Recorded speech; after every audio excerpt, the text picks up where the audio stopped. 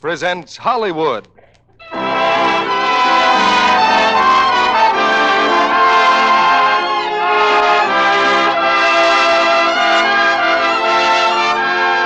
The Lux Radio Theater brings you Irene Dunne and Joseph Cotten in Penny Serenade with Edgar Buchanan. Ladies and gentlemen, your producer, Mr. Cecil B. DeMille.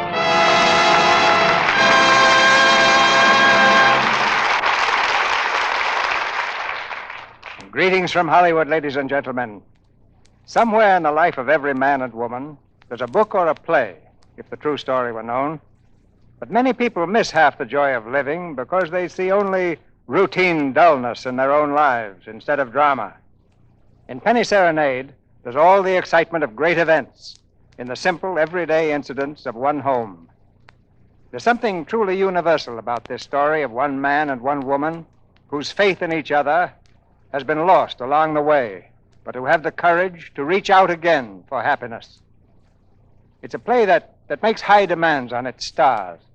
So tonight we have the same talented artist you saw in the Columbia picture, Miss Irene Dunne. And co-starring with her is one of the important discoveries of recent Hollywood history, Joseph Cotten. Irene, incidentally, has just returned from New York, where her new Metro-Goldwyn-Mayer picture, White Cliffs of Dover, is opening this week. You know, there's quite a story behind the production of any one of our plays. Actually, it begins in stores all over the nation, when you go in and ask for Lux Flakes. But here in this theater, it begins with the selection of a script from the best that Broadway and Hollywood have to offer. In the casting, our stars come first, but the same careful attention is given to even the smallest bit parts. And then all the different elements meet at rehearsals, with actors, writers, engineers, sound technicians, musicians, and stagehands, each a part of the human machine that does the job. Teamwork makes any task easier. And Lux Flakes is ready to join the team at your house at the drop of a soap bubble. And here's the signal for the curtain to go up on the first act of Penny Serenade, starring Irene Dunne as Julie and Joseph Cotten as Roger, with Edgar Buchanan as Applejack.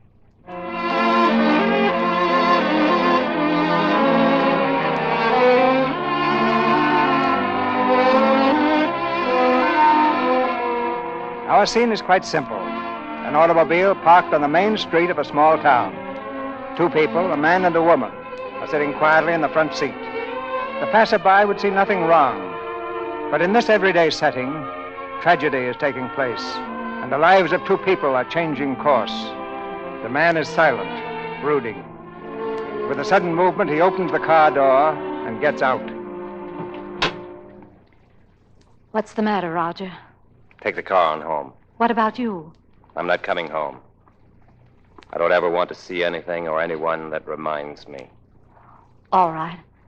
Goodbye. Oh, Roger. Yes? When you do come home, I may not be there. Where are you going? I'm not sure. I don't know. Well, I guess Applejack's there. He'll help you if you want anything. Yes. Goodbye, Roger. Bye, Julie.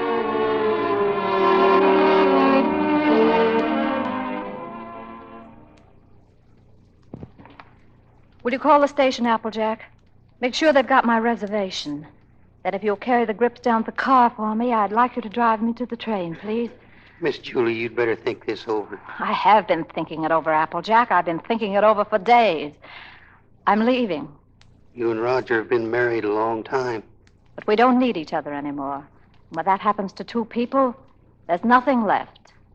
Miss Julie, I guess I've known you two people better than anyone in my whole life. What with working with the boss on the paper here and seeing everything that's happened, well, somehow it just doesn't seem right. Applejack, please. I'm leaving. Yes, Miss Julie. Oh, I meant to ask you. I found these records. You want to take them along with you? Which records? These phonograph records you've been collecting all these years. Oh. You made them into an album, remember? The story of a happy marriage. A happy marriage. Well, you were out before I played a couple of them. Nice tunes. You remember this one, Miss Julie? Let me see. Oh, yes. Yes, I remember when we bought this record. I remember the first time I ever heard it. The day I met Roger. It was in the phonograph store I worked in 12 years ago.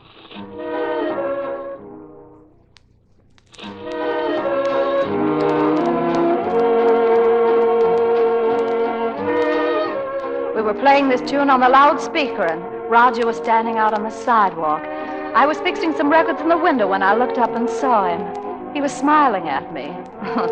I thought he was pretty fresh. The next thing I knew, he was inside the store. Hello. Yes, is there anything I can do for you? Yes. That's a new tune, isn't it? Yes, we just got it in today. Be nice to dance to, wouldn't it? Yes, would be. Yes. Would you like to buy it? Well, what's on the other side? Another new one. Oh, can I hear it? Certainly. Right over here, booth 3. I mean, would you play it for me? If you want. Thanks.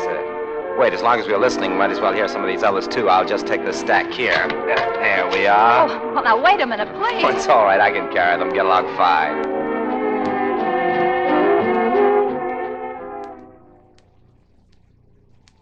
Now, let's see. You sure you want all these? Oh, yeah, sure. 27 records at 50 cents. That'll be, $13.50, please. $13.50. Here you are. Thank you. Say, it's pretty late, isn't it? Yes, we're closing now. Oh, I'm sorry. Say, you must be tired. Maybe I can take you home. I'll get a cab. A cab? You certainly like to throw your money around. What are you, a bootlegger? No, I'm a reporter. Good one, too. Oh, how nice. Just the same, I think I'll walk. All right, maybe a walk would do us good. But I didn't invite you to walk with Oh, me. it's all right. I got nothing to do till 10 o'clock. Records are kind of heavy. Yes, it must be. Well, thank you very much. Good night. What's the matter? Nothing. I live here, that's all. Oh, Well, good night. good night. Oh, wait. Do you mind if I ask you a personal question? I guess not. Have you got a phonograph inside? Yes, why? Well, would you let me hear this record? Otherwise, I'll have to take it home and imagine how it sounds. Haven't you got a machine at home? No. Well, then why on earth did you buy 20 Silly, wasn't it? Oh, really?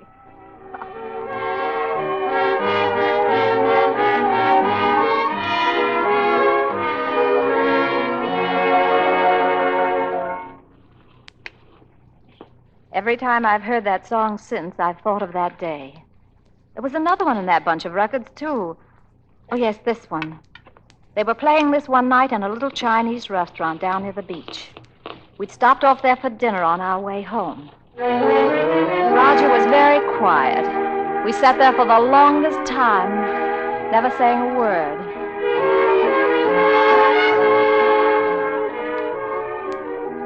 What are you thinking about? Just wishing. Wishing we could always be together like this. I wish every day were a holiday like today. Never have to go home, never have to go to work. Would be perfect, wouldn't it? What's that you've got? A rice cake. It's got my fortune inside. What does it say? Nothing. Silly. Oh, let's see it. No, Go on. silly. Read it.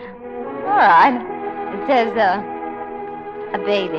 These things are a lot of bunk. They never come true. You don't like kids very much, do you? Oh, I like them all right, except when they're pests. Huh. What does your fortune say? Nothing. Yeah, read it. You'll be an old bachelor. Oh, very unromantic. Told you they never come true. Well.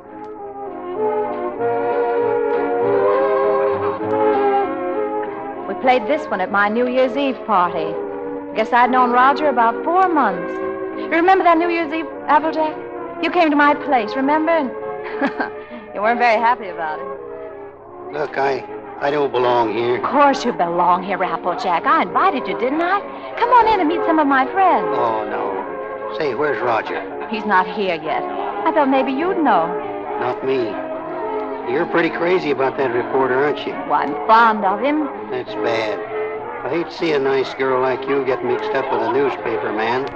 I never knew one worth a darn when it came to a woman. He's lots of fun to go out with, that's all. Always running down a story or hanging around a speakeasy waiting for the proof to come up. At least that's what they say they're doing. But you never know what they're up to. Of course, for a single man, it's swell. But for a married man... Applejack, listen. Don't worry about me. I don't need any advice. I never even thought of getting married. No fooling? No fooling. Well, that's fine. Julie! Oh, here he is now. Hello. Julie, I've got to talk to you right away. Where can we be alone? Why, alone? I'm having fun. Come on, we'll go out on the fire escape. Oh, but Roger. Julie, now don't be angry. I'd have been here sooner, only a lot's happened. Nice time to come to a party. It's almost 12. I know, darling. I'm sorry. I've had a million things to do. Here, let me put my coat around you. Now, look, honey, I've had a real break. Flynn quit his job over in China. He got fed up with the assignment or the weather or something. Imagine what a spot that leaves the paper in. One man in the Orient, and he walks out on the job. Roger, you going to take his place? Well, that's what they want me to do. I've got a ticket in my pocket on a train that leaves at 3 a.m. I'll get to San Francisco just in time to catch the next boat. I can't believe it, Julie. Imagine them picking me. Well, you're able, Roger. You have ability. Anybody can see that. You're going? Well, that's what I wanted to talk to you about. It's a fine salary, 2-year contract. I'm more or less my own boss, and, well, I was wondering... Oh, listen, little boy. Of course I want you to go if that's what's worrying you. Please don't think... I wasn't worrying about that. I knew you'd want me to take the job, sure, but... Well, what I hurried over here to tell you was, Julie, let's get married. Let's get married tonight, right away. I can send for you in 3 months. I'll have the money then. 3 months? Well, why the rush to get married now? Because, well, do you think I want to leave a girl like you running around loose? So suppose somebody else comes along. Julie, I've got to have you. Oh, Roger, darling. Julie, is it till death do us part? Till death do us part. Listen. It's New Year's. Julie, I've got everything all set. All you have to do is sign the marriage license. Come on.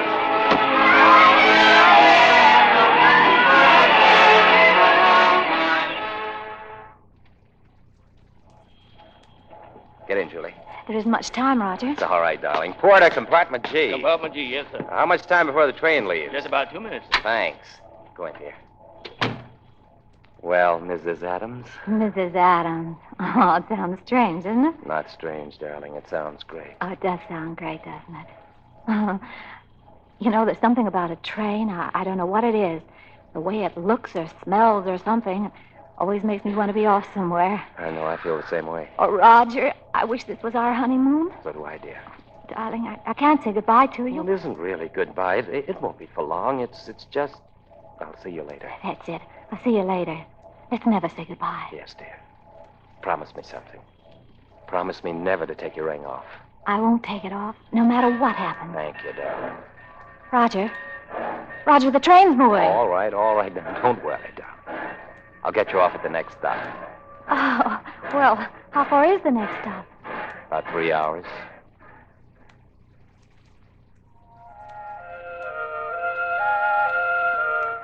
Roger went on to China, and I waited for him to send for me. I didn't have to wait long. 4 months later, I was with him. He had a great big house and 4 Chinese servants. Roger was living like a prince. Darling, what do you think of your new home? Well, Roger, I didn't expect anything like this. It doesn't seem real. Are you sure you can afford all this? And don't be so practical when I'm romantic. Nothing's too good for my little wife. Well, are we going to keep it? I mean, stay here right along? Certainly, it's yours. I bought the lease from an American who went back. Furniture, 4 servants, 3 kids, everything. Kids? Whose? The servants, they live here. Oh, I thought you didn't like children. Who, me? They all right. Anyway, I got the whole shebang for $1,000 American. But how in the world you do it? I mean, get the money to send for me and buy all this, too. Got an advance. An advance? Sure, an advance on the salary. Everybody does that out here. That's how you operate. Oh, Roger, Now you're not going to be one of those wives always worrying about money and budgets, are you? No, but I sort of hate to start off in debt, especially now. What do you mean now? Roger, remember this? What? Oh, the fortune. Sure, I got it at the beach. Imagine you keeping that. Uh-huh. You were wrong, darling. Sometimes those things do come true. Sure they do. Certainly. Let's see it. A baby. Say, if that...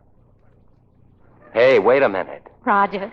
Julie, why didn't you tell me? Why didn't you write me? But you don't like them. Of course I do. Why would I have 3 of them running around here? And this one will be ours, an American kid, ours. Oh, gee, that's great. Oh, darling, I'm so glad you want it.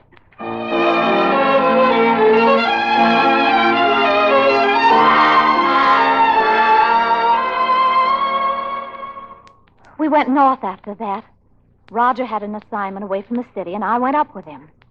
He began to talk about traveling all our lives, never settling down. Well, we were there about 3 weeks when it happened. I can still hear the sound in my ears. First, I thought it was just a sort of rumbling. And then it grew louder and louder.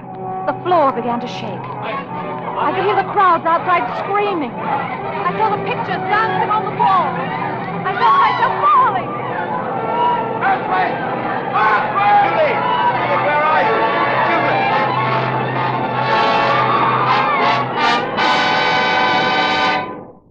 We came home on the next boat, back to San Francisco.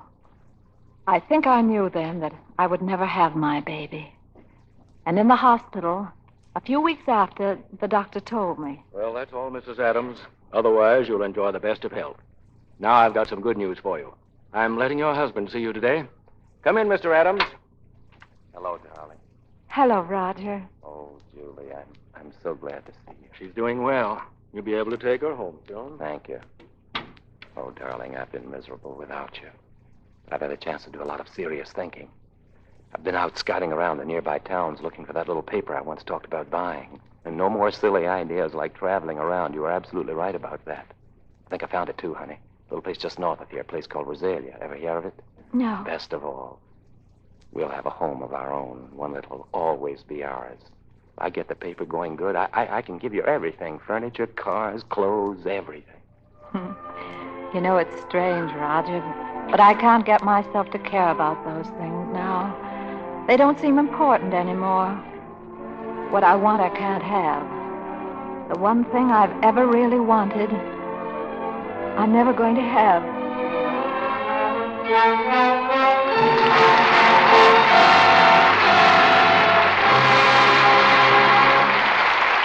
And now, in our brief intermission before Mr. DeMille presents Irene Dunne, Joseph Cotten, and Edgar Buchanan in Act Two of Penny Serenade, here's a popular song.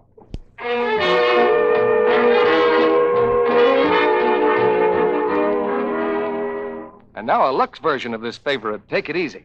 Take it easy, take it easy. Please don't get upset at washing dishes every day. Take it easy. As you watch your hands grow red and rougher, don't give way. Take it easy, take it easy. You can change that daily chore to one that gives you bliss. Make it Luxy, make it Luxy. Then you'll have the kind of hands men seem to want to kiss. Change to Lux, you'll be so pleased. Change to Lux, you'll be so pleased. That's saying it in music. If your hands are growing red and rough from dishwashing, don't be discouraged. That so often happens when you use a strong soap. No, don't think it's dishwashing. It's the kind of soap. Because scores of women prove that simply changing from a strong soap to Lux takes dishpan redness away. Lux flakes are so gentle, yet they're so rich, make such good suds, that they go farther than other soaps tested. Lux is very thrifty to use. If your dealer is temporarily out of Lux, try again soon. Lux is worth waiting for. When dishwashing time comes, be sure to... Make it Luxy, make it Luxy. Now our producer, Mr. DeMille. Act Two of Penny Serenade, starring Irene Dunne as Julie and Joseph Cotten as Roger, with Edgar Buchanan as Applejack.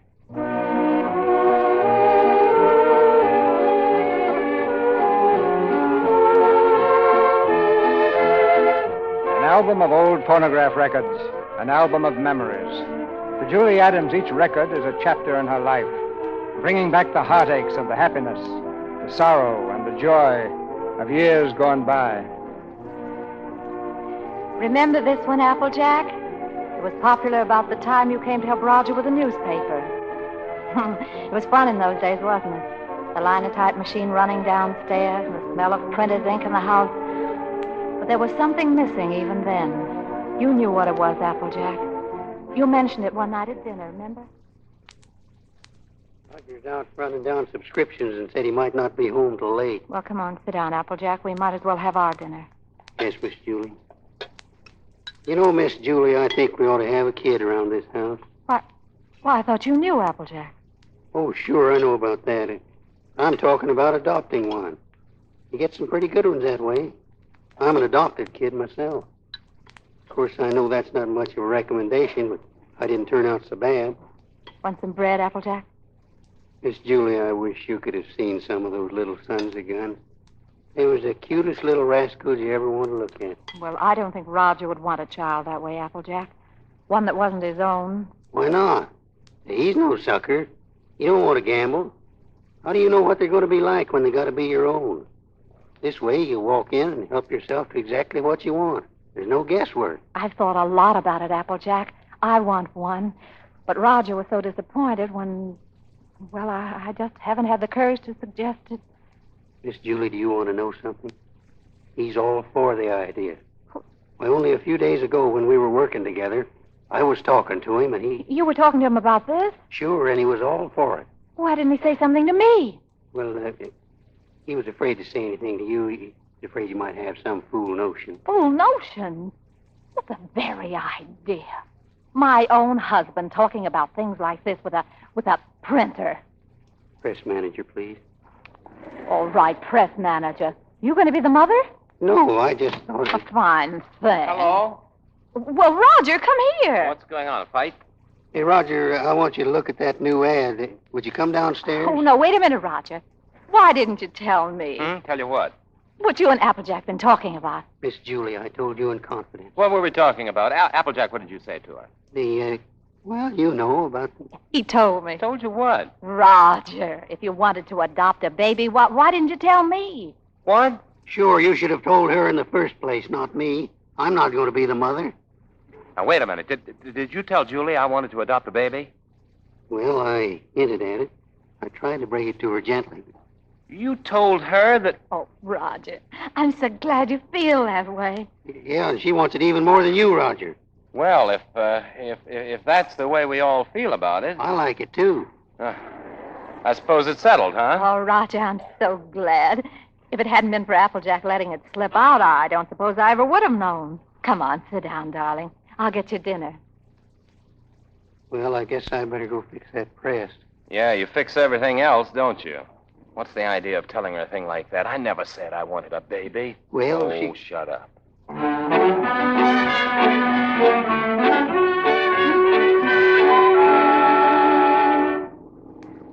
Roger, hurry. The lady said 3 o'clock. Now, look, Julie, while I think of it, when we get to this place, don't get enthusiastic right off the bat. You know, don't just rush in and grab the first kid you see and go nuts about it. What makes you think I'll grab the first one I see? I've been doing the shopping in this family for some time now. I just don't bring home anything. Well, you came home with this tie, didn't you? Oh, but darling, it's nice. Everybody's wearing bow ties. Yeah.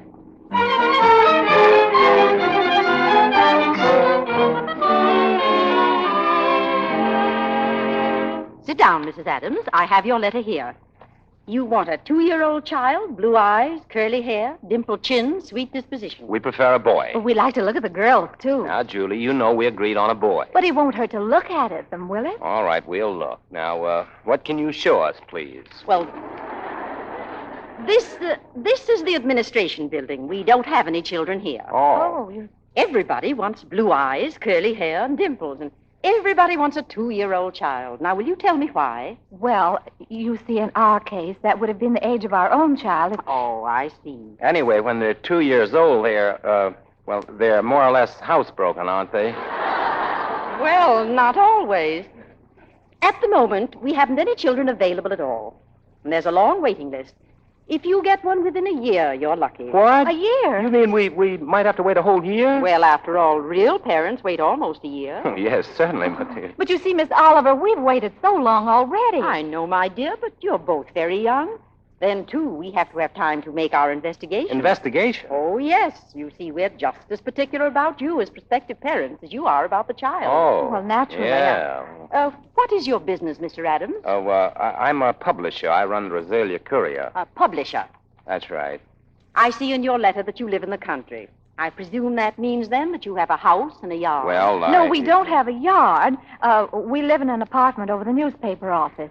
But you have a separate room for the child, haven't you? Oh, sure. Yes, yes. We have a lovely room. It's practically fixed up now. Well, that's fine. Now about income. Approximately, how much do you make a week? Well, I couldn't tell you offhand. I imagine about $100 a week. Of course, I'd have to look at the books. Well, that's excellent. Now, if you'll just take that application home with you and mail it in to us so we'll have all the details, in due time, one of our investigators will call on you. Oh, fine. You'll call us before you come, won't you? No, we just drop in. That's our policy. You see, we want to find your house as it really is every day and not when it's fixed up for company. Oh, I see. Goodbye. Goodbye, Miss Oliver. Goodbye. Oh, Miss Oliver, it doesn't matter if he hasn't got curly hair. It doesn't really matter. Very well, Mrs. Adams. Goodbye. Goodbye. Oh, Roger. Hey, they are darn choosy, if you ask me. Why do you always have to be a big shot? What do you mean, big shot? Well, you know we don't make $100 a week. You want the baby, don't you? Anyway, they can't prove it. We don't keep books.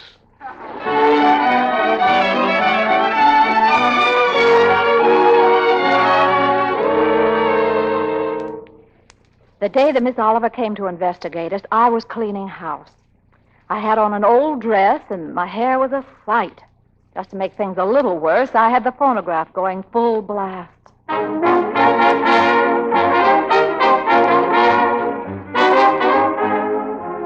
Good afternoon. Does Mrs. Adams live here? Yes, upstairs. I'll call her. No, don't bother. I'm Miss Oliver from the orphanage. I'll find her. Oh, well, I don't think she's home just now. I think she's in church.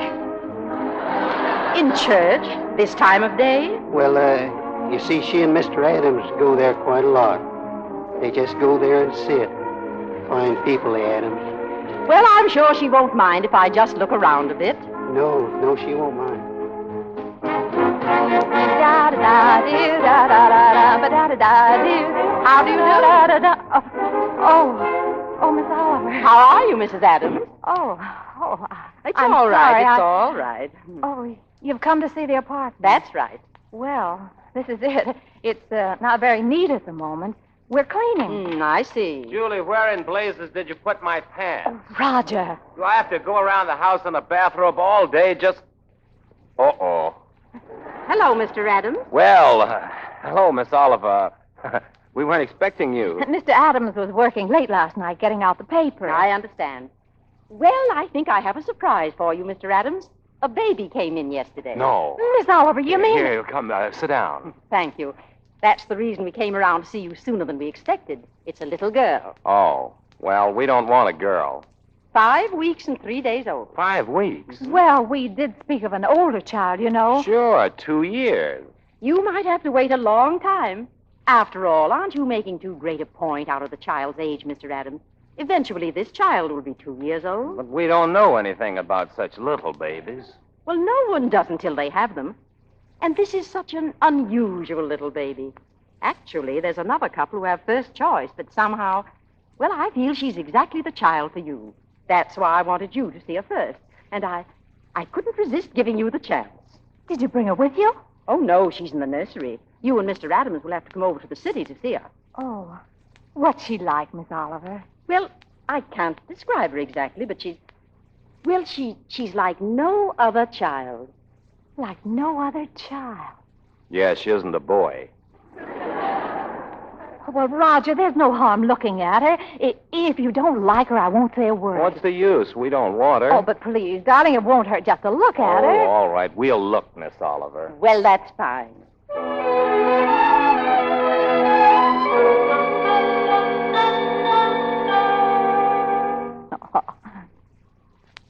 Look at her, Roger.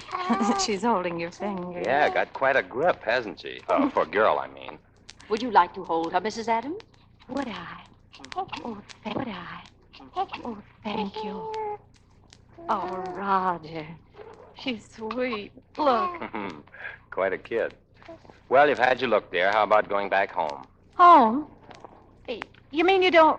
Oh, Roger, you... All right. She's yours, I guess. Oh, darling. When do we get her? Now, if you like, she's yours. On a year's probation. Now? You mean we can just walk out with her like this? It sometimes happens that way. Well, But we have no clothes for her, and we don't know how to feed her. She's an awful little baby. Well, Miss Morgan will take care of everything. She'll give you the formula and so forth. Oh, well. Well, thank you, Miss Oliver, for being so kind. Oh, don't thank me. It just happened so. Perhaps before you make up your minds fully to take the child, you'd like to have me go into her history. I can assure you it's an excellent one. Oh, that's okay. If she'll take a chance on us, we'll take a chance on her.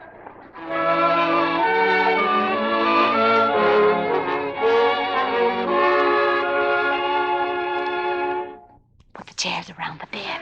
Look out, look out. You're in the way. Shh, darling, don't make so much noise. If she wakes up again, you know what that means. There, that'll do. You think she'll be all right in here? Sure. It'll be okay. She? Yeah. Now, come on, let's go to bed.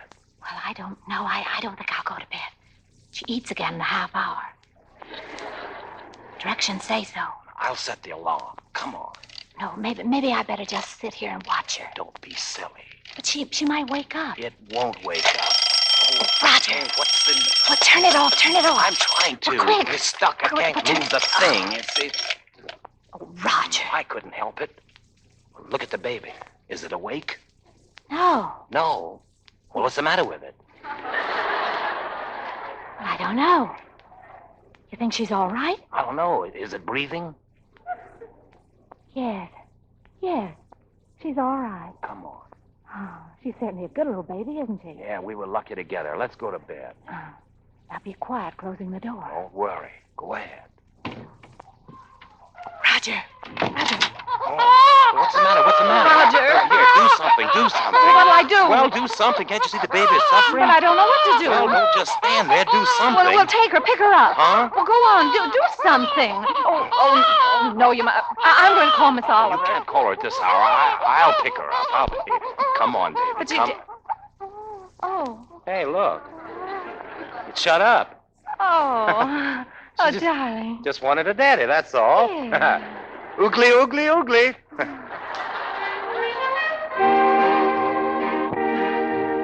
That first year passed so quickly it seemed like just a few short weeks. Roger was happier than I'd ever seen him. Even the trouble he was having with the paper didn't seem to matter. He had Trina. Up she goes. Down she goes. Julie, look. She's trying to dance. That's a girl. Go ahead. She's got your smile, Roger. Oh, sure. She's good looking. Still sorry she wasn't a boy? A boy? What do you mean a boy? Don't let her hear you say that. You wanted a boy. I didn't want a boy. Trina's daddy's little girl, aren't you, Trina? Now, Roger, be careful. Hello. Oh, hello, Miss Oliver. Roger, turn that off. How do you do, Mrs. Adams? Sit down, Miss Oliver. Thank you so much for letting us know you were coming this time. Hello, Miss Oliver. Trina, this is your fairy godmother, Miss Oliver. Say hello, sweetheart. She's not very timid, is she? I can plainly see that she adores her father. She means everything to us. When are we going to own her outright, Miss Oliver? You go before the judge the 27th. 27th, fine. Mm-hmm. Now, these are the same questions that you answered last year. We just want to bring them up to date. Now, let's see. Religion? Same. Age? 1 year older. Yes, I have that. Profession? Still publisher, isn't it? Yes. Income? Income? Well, you see, Miss Oliver... None. None? Well, I don't understand it. Oh, that's the way it is in the newspaper game, Miss Oliver, especially when you're starting one of your own. You have to close down once before you really get going. Oh, it's only temporary. I'll have it humming by the 27th. Yes, I'm sure you'll find a way, Mr. Adams. But you and I have to prove to the judge that your income is enough to take care of Trina. Well, you know we'd give Trina everything she wanted, Miss Oliver, no matter who else had to suffer around here. I realize that. Well, I must go now. That's all we can do today. Goodbye, Miss Oliver. Goodbye. Mr. Adams, you'll bring the baby when you come before the judge. 27th. We'll be there.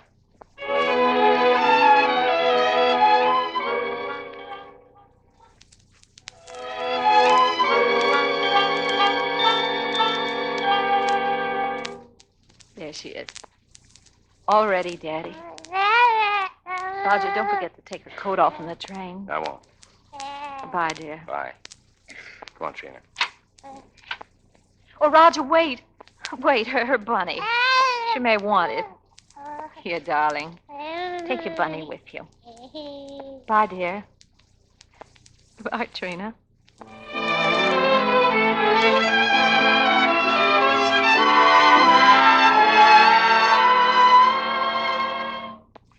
Mr. Adams, in looking over these adoption papers here, I see that you have no income at present. Is that correct? Yes, Your Honor. What is this, Miss Oliver? You know this case should never have come before me. Well, Your Honor, I feel that this is a special case. I've kept hoping until the last minute that Mr. Adams might be able to resume the operation of his paper, but unfortunately... Yes, well, under these conditions, I cannot grant the adoption. This child will have to revert to the orphanage.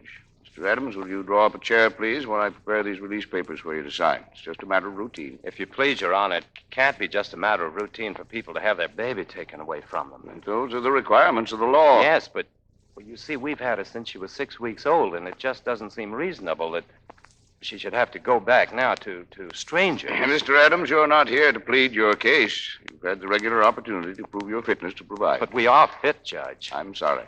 Without an income, I have no alternative. Look, Your Honor, she's not like an automobile or an icebox or a piece of furniture or something you buy on time, and then when you can't keep up the payments, they take it away from you. Trina, sit still and be a good girl.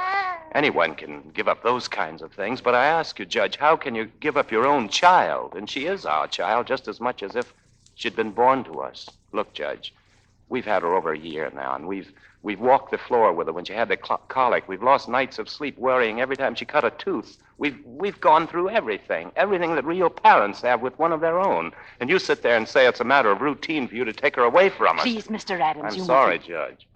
But, well, you see, we weren't as fortunate as most people. We would have had one of our own, only...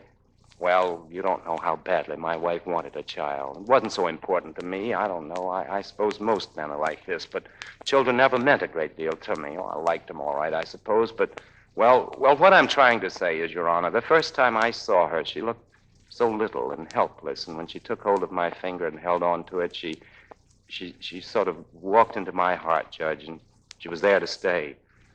I didn't know I could feel like that. I'd always been, kind of careless and irresponsible. I wanted to be a big shot. I had to be my own boss, that sort of thing. And now, here I am standing in front of a judge, pleading for just a little longer so that I can prove to you I can support a little child that doesn't weigh quite 20 pounds. It's not only for my wife and me that I'm asking. It's for Trina's sake, too. She doesn't know any parents but us. She would know what had happened to her. There's so many little things about her that nobody would understand the way Julie and I do. We love her, Judge. Please don't take her away from us. Look, I'm not a big shot now.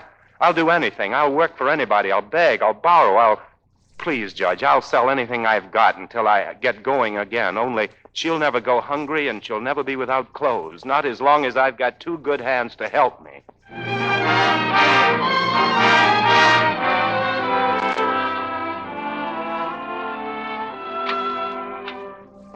Julie. Roger, you've brought her back.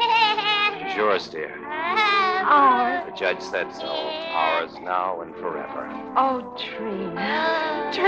Nothing can ever take her from us now, darling. Nothing. Darling.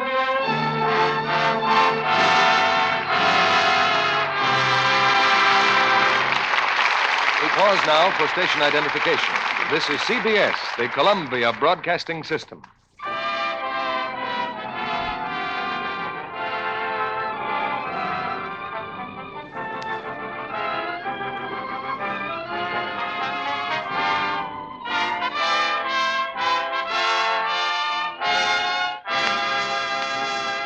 In a few moments, Mr. DeMille returns with Irene Dunne, Joseph Cotten, and Edgar Buchanan for Act 3 of Penny Serenade.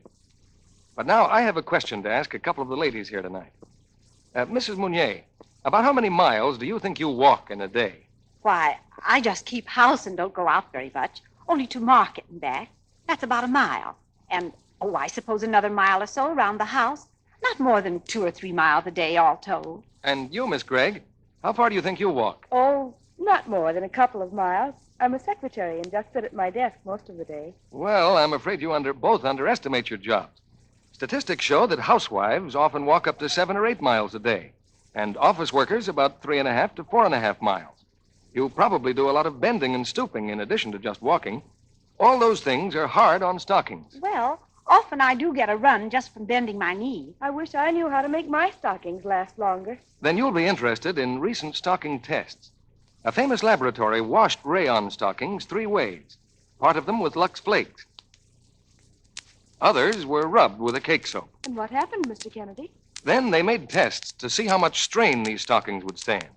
The kind of a strain they get in everyday wear, when you stoop down, climb stairs, and so on. Here are the results.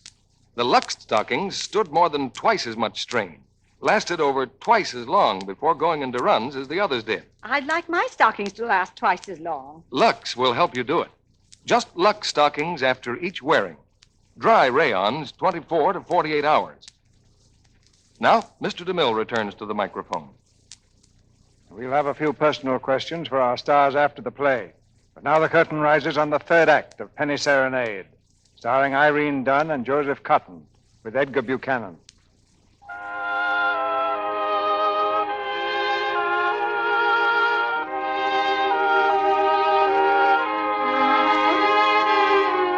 In the little apartment over the newspaper office, Julie Adams plays her album of old records, the story of a happy marriage. She's almost at the end of the album now. As Applejack watches silently, Julie places another record on the turntable.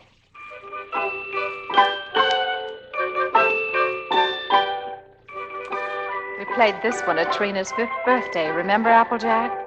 You bought it for her. Did I? And we played it again last year on my birthday. It was quite a night, wasn't it? I was really surprised. Surprise! Surprise! Happy birthday, For darling. heaven's sake. Happy birthday, Mommy. Oh, thank you, darling. Come on, sit down. Trina's going to make a presentation. I'd almost forgotten it was my birthday. Here, Mommy. This is from Daddy. From Daddy? Hmm? Why, oh, Roger, a wristwatch. Darling, I've always wanted one like this. And this is from Uncle Applejack. Uncle Applejack. Oh, I think I can guess what this is. It's a handkerchief. Ah, it's beautiful, Applejack. I always figure a person can't have too many handkerchiefs. I better tend to the gravy. And this is from me. From you. I can't imagine what this is. What on earth? I got you a record because you love records and because you and Daddy love each other so much. Come on, play it. Ah, Trina, you're sweet, darling. Thank you. I'll turn on the phonograph. Put the record on, Mommy. Trina picked it out herself. Did she? Oh, that's nice.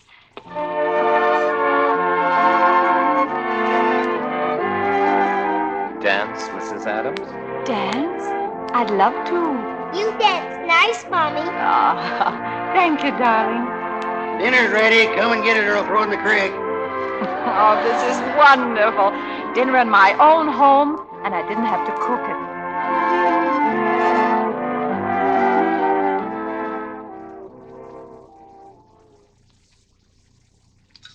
Well, we sure changed the complexion of that bird. We certainly did. What'd you do in school today, darling? Oh, I almost forgot. I was chosen. I'm going to be in the Christmas play. In the Christmas play? What are you going to do? I'm going to sing in the carols. Hey, that's all right. Why, Trina, that's wonderful. It'll be fun making you a carol's costume. I don't need any costume. Nobody sees me. Nobody sees you. All I have to wear is a clean dress and some sneakers. I'm the echo. I'm away off behind the scenes. You only hear my voice. His Hopkins says it gives a faraway sound, like the angels in heaven. Oh. Well, why do you have to wear the sneakers? The sneakers is so I'll be quiet. I have to walk up a ladder behind the scenes and take a big star with me. Then when I get over the manger, I stop, and then the angels sing. And when my turn comes, I sing the echo. Then I sneak off quietly. And next year, when I'm big, I'll get to be an angel and wear an angel suit. I'll get seen then. Of course you'll get seen, darling. Is it a long time until next year, Daddy? Oh, no, darling. It'll be here in no time at all.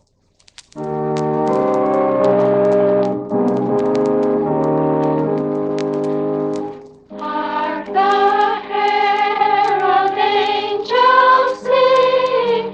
I didn't see Trina yet. Well, you can't see her. Well, I don't even see the star. Suppose anything's happened? Oh, what could happen? She said she had to climb a ladder. Look. There's the star. Oh. Oh, Roger. She's doing very well, isn't she? Oh, Roger, she fell off her ladder.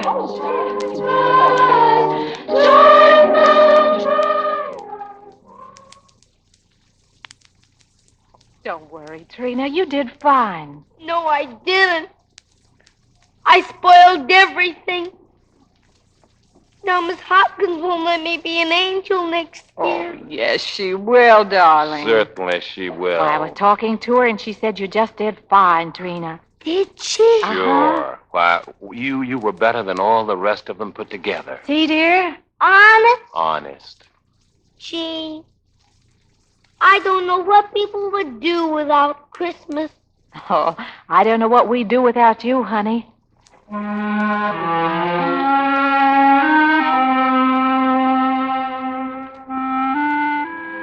All this past year, Trina was looking forward to this Christmas. She wanted Miss Oliver to come and see her in the play. I wrote to Miss Oliver just last week. Dear Miss Oliver, I should have written you sooner, but I could not. Less than 3 weeks ago, Trina was here looking to Roger and me for food and clothing and shelter with the helplessness of the very young. Now she does not need us. A sudden, brief, hopeless illness, and she was gone. Quickly. The day so long ago when she became ours, we said nothing can ever take her away from us. But we had forgotten about death. With that light step of hers, she has outdistanced us, Roger and me.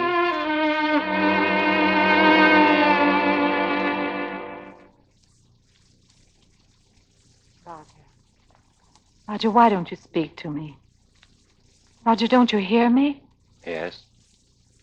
I'm going out for a while. I wish you wouldn't. I've got to get out of here, get some fresh air. There's someone at the door. I'll answer. Yes? Oh, may I use your phone, please? Our car is stalled in the snow, and I'd like to call a taxi. Yes, the phone's right there. Come in. Thank you. Come in, Tommy. Thank you. Is this your little boy? Yes. Say hello, Tommy. Hello. We're in such a hurry, and I saw your light burning. Oh, dear, the line's busy. I guess cabs work overtime on a night like this, but I do hope we can get one. Tommy's in the Christmas play. I hope we don't get late, Mommy. Well, our car's right out in front. I'll drive you over if you like. Oh, that's very kind of you, if it wouldn't be too much trouble. Oh, no, it's not much trouble. I'll get my coat. Can't start the car. Battery's dead. I'll have to crank it.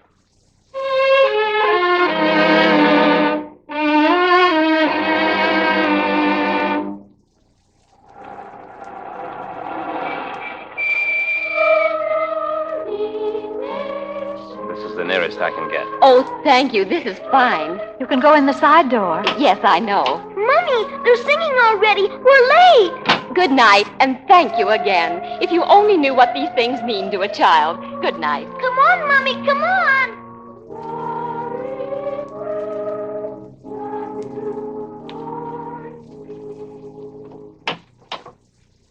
What's the matter, Roger? Take the car on home. What about you? I'm not coming home. I don't ever want to see anything or anyone that reminds me. All right. Bye.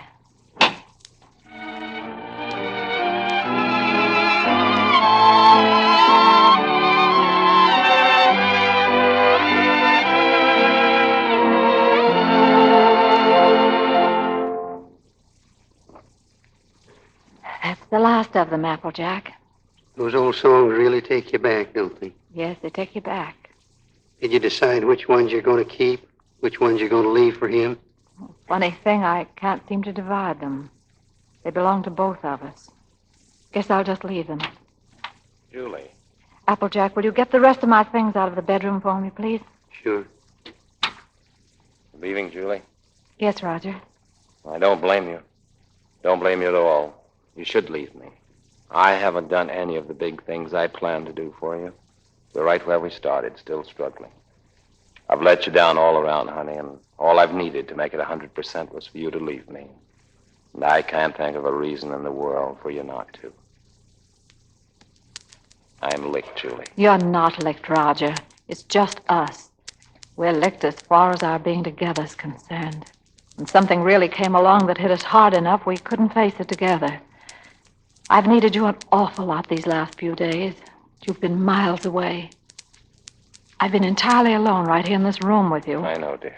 It just didn't work out. Oh, it did work out, Julie. Things were wonderful until this happened to us. I don't know. I just haven't been able to think straight the last few days. She was never sick before, and then all of a sudden it was over. If there were only some way that people could know a few days ahead what was going to happen. Yes. The day before she was taken sick, she asked me for a quarter, and I wouldn't let her have it. And then she asked me to take her to the movies, and I said, no, run along, I'm too busy. I know. It was the same with me. I was trying on her angel costume, and she was so excited she couldn't stand still. I scolded her. I said, I'll never try another dress on you again. I never did. Hello? Oh, it's Miss Oliver. She wants to speak to you. To me? Hello? Hello, Mrs. Adams. Yes, Miss Oliver. It's a very strange thing, Mrs. Adams, but we have a little boy who's just 2 years old. The oddest thing is he's the exact image of the youngster you asked for when you first wrote to me. Do you remember? Oh, yes. Roger, listen. Well, I have that old letter here in front of me now. Curly hair, blue eyes, dimple. Now, this is strictly off the record, for really another couple has the right to see him first.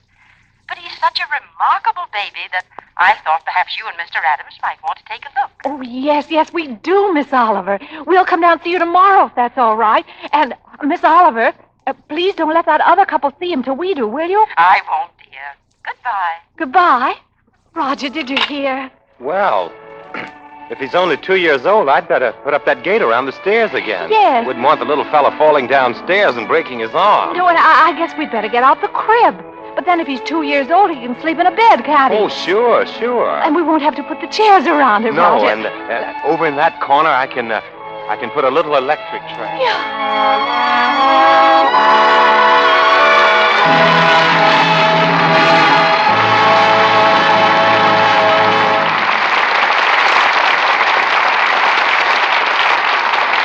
In just a moment, our stars will return for a curtain call.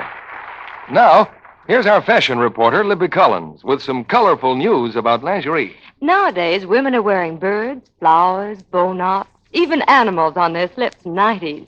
It's hard to get nice lace because of the war, so many of the new undies rely on applique designs and contrasting color for interest. Touches like that give a handmade look to undies.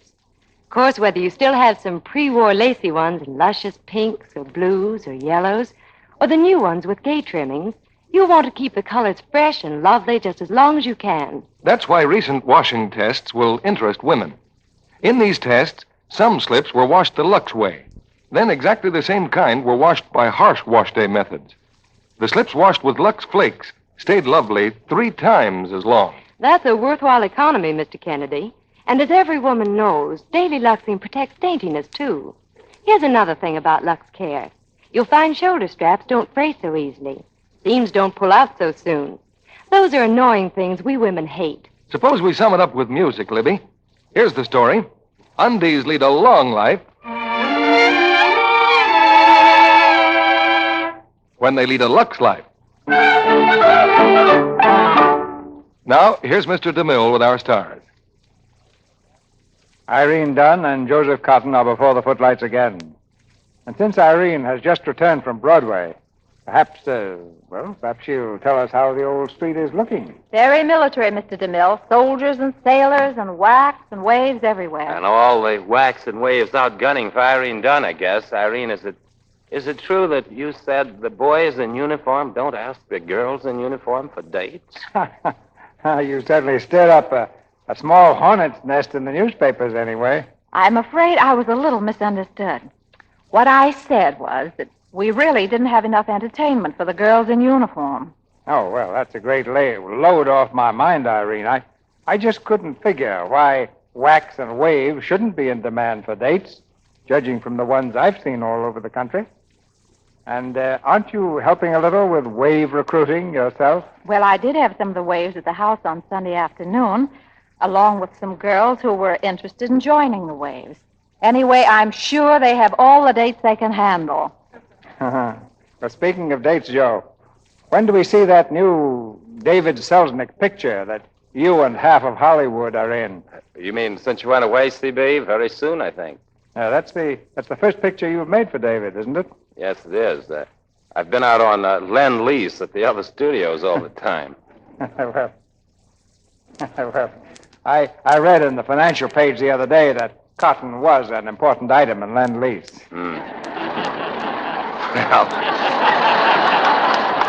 Well, after that, there's nothing left but next week's play. And that's plenty, Joe.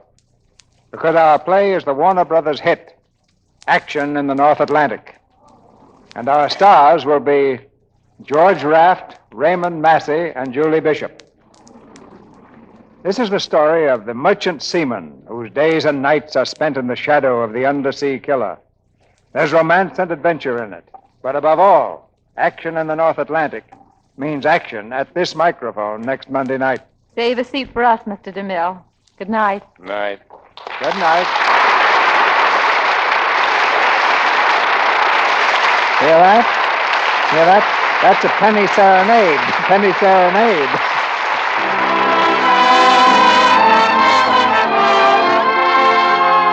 Our sponsors, the makers of Lux Flakes, join me in inviting you to be with us again next Monday night when the Lux Radio Theater presents George Raft, Raymond Massey, and Julie Bishop in Action in the North Atlantic. This is Cecil B. DeMille saying good night to you from Hollywood.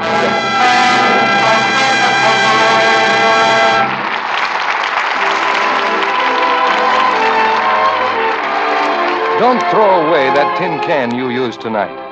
It will be handy for saving used fats. Any size can will do, but be sure not to use glass. Keep this can near your stove and pour in every drop of used fat from your broiler or frying pan. Even black burned fat or fat skimmed from soups and stews is just as good as clear grease. When it's full, take the can to your butcher. He'll give you 4 cents and 2 extra red ration points for every pound. And in 3 weeks, this fat will be ready to make medicines for our fighting men. Fill a tin and turn it in. Heard in tonight's play were Regina Wallace as Miss Oliver, Norman Nielsen as Trina, and Charles Seal, John McIntyre, Leon Ledoux, Dwayne Thompson, and Bobby Larson. This program is broadcast to our fighting forces overseas through cooperation with the Armed Forces Radio Service. Our music was directed by Louis Silvers. 3 bells for 3 great shows. Same time, same station. Listen tomorrow night at Lux Time for George Burns and Gracie Allen and their guest star Ray Milland. Listen Wednesday night for Frank Sinatra singing I'll Be Seeing You. Robert Benchley will be Frank's guest. This time, Lux Time. Every Monday, Tuesday, and Wednesday for the tops in entertainment. Our Lux Radio Theater production of Penny Serenade, starring Irene Dunne and Joseph Cotten, with Edgar Buchanan, has come to you with the good wishes of the makers of Lux Flakes, the tissue-thin soap used by smart housewives everywhere. In the Lux Radio Theater next week, we will have, as usual, our producer, Cecil B. DeMille. Be part of the coast-to-coast audience that gathers each week to enjoy this hour of dramatic entertainment with the finest artists of Broadway and Hollywood in plays that you yourselves have told us you'd like to hear. This is your announcer, John M. Kennedy, reminding you to tune in again next Monday night to hear George Raft, Raymond Massey, and Julie Bishop in Action in the North Atlantic.